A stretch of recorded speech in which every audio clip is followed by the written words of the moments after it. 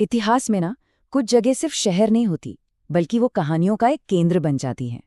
आज हम एक ऐसी ही जगह की कहानी में उतरेंगे, तक्षशिला। एक ऐसी जगह जहां एक शिक्षक के ज्ञान और एक शिष्य के जुनून ने मिलकर एक पूरे साम्राज्य को जन्म दे दिया। कभी सोचा है कि दुनिया की सबसे पुरानी यूनिवर्सिटीज में से एक ने दो ऐसे लोगों को जन्म दिया जिन्होंने जिन्होंने पूरे भारत का इतिहास ही बदल कर रख दिया। सिर्फ एक यूनिवर्सिटी और दो लोग जिन्होंने पूरे उपमहाद्वीप की तकदीर लिख दी। आखिर कौन थे? एक तरफ थे आचार्य चाणक्य, एक जबरदस्त रणनीतिकार, और दूसरी तरफ उनके शिष्य चंद्रगुप्त मौर्य, जो आगे चलकर सम्राट बने। बस एक गुरु और एक शिष्य, और इन दोनों ने मिलकर इतिहास की धारा ही बदल दी। लेकिन इस महान जोड़ी की कहानी को पूरी तरह समझने के लिए ना पहले हमें उस जगह को समझना होगा, उस स्टेज को जहां ये सब कुछ हुआ। और वो मंच था तक्षशिला। तो तक्षशिला है क्या ये? आज के पाकिस्तान में स्थित ये सिर्फ एक शहर नहीं था। नहीं, ये उस जमाने का सबसे बड़ा ज्ञान का केंद्र था। एक ऐसी जगह जिसे दुनिया की पहली यूनिवर्सिटीज में से एक माना जाता है। और देखिए, ये कोई छोटा मोटा सेंटर नहीं था। हम बात कर रहे हैं 10,000 से ज्यादा विद्यार्थियों की, जो दुनिया भर से अलग अलग कोनों से यहाँ सिर्फ ज्ञान लेने आते थे। जरा सोचिए, उस जमाने में ये जगह कितनी बड़ी, कितनी महत्वपूर्ण रही होगी। और यहाँ की पढ़ाई मतलब कमाल ही है। 64 से भी ज्यादा विषय, युद्ध कला, राजनीति, अर्थशास्त्र से लेकर आयुर्वेद, खगोल शास्त्र, यहाँ तक कि सर्जरी तक। ऐसा कोई ज्ञान का क्षेत्र नहीं था जिसे तक्षशिला ने छुआ न हो। तो अब आते हैं कहानी के सबसे दिलचस्प मोड़ पर, वो पल जब दो महान हस्तियों का मिलन हुआ। और यहीं से असली कहानी शुरू होती है।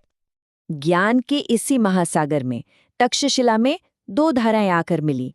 एक थे आचार्य चाणक्य और दूसरे एक बिल्कुल साधारण सा दिखने वाला नौजवान चंद्रगुप्त मौर्य। आचार्य चाणक्य, देखिए, वो कोई आम शिक्षक नहीं थे।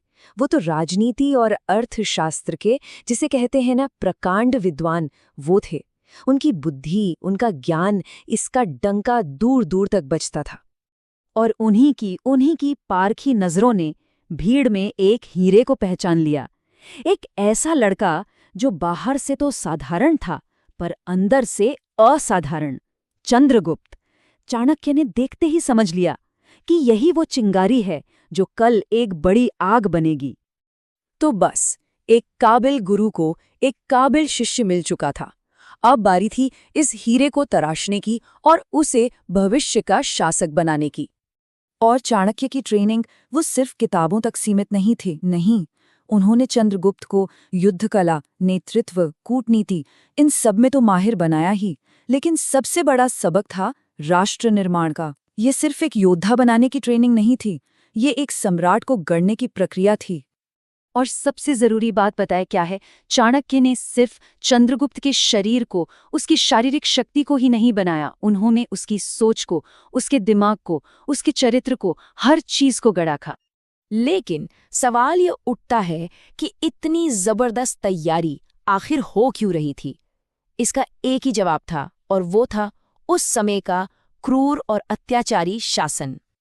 यहाँ पर ना तस्वीर बिल्कुल साफ हो जाती है। एक तरफ था मगध का नंद साम्राज्य, जो अत्याचार, भ्रष्टाचार और अन्याय का दूसरा नाम था, और दूसरी तरफ तक्षशिला से निकला ज्ञान, रणनीति और एक नए राष्ट्र का सपना। ये दो सोच की, दो विचारधाराओं की सीधी टक्कर थी। और तक्षशिला की इसी जमीन से चाणक्य और चंद्रगुप्त ने उस सपने को सच करने का सफर शुरू किया। भारत के सबसे महान साम्राज्यों में से एक, मौर्य साम्राज्य, उसकी नींव का पहला पत्थर यहीं रखा गया था। तो आखिर में सवाल ये है कि तक्षशिला की विरासत, उसकी लेगेसी क्या है? क्या वो सिर्फ एक पुरानी यूनिवर्सिटी के खंडर हैं? नहीं, बिल्कुल नहीं। वो उससे कहीं ज्यादा है। और यही इस पूरी कहानी का दिल है, उसका सार है। तक्षशिला सिर्फ ईंट पत्थर की इमारतें नहीं थी, वो विचारों का जन्म स्थान था। एक ऐसी जगह जहां सपने सिर्फ देखे नहीं जाते थे, उन्हें पूरा करने की रणनीति भी बनती थी। ये वो जगह थी जहां एक शिक्षक के ज्ञान और एक विद्यार्थी के संकल्प ने हाथ मिलाया, और मिलकर पूरे देश के इतिहास का नक्शा ही बदल दिया। हाँ, ये सच है और दुखद भी कि आज तक्षशिला सिर्फ खंडारों में बाकी है। उसकी दीवारें वो तो गिर चुकी हैं, लेकिन जो विचार उन दीवारों के अंदर पैदा हुए थे वो आज भी जिंदा हैं।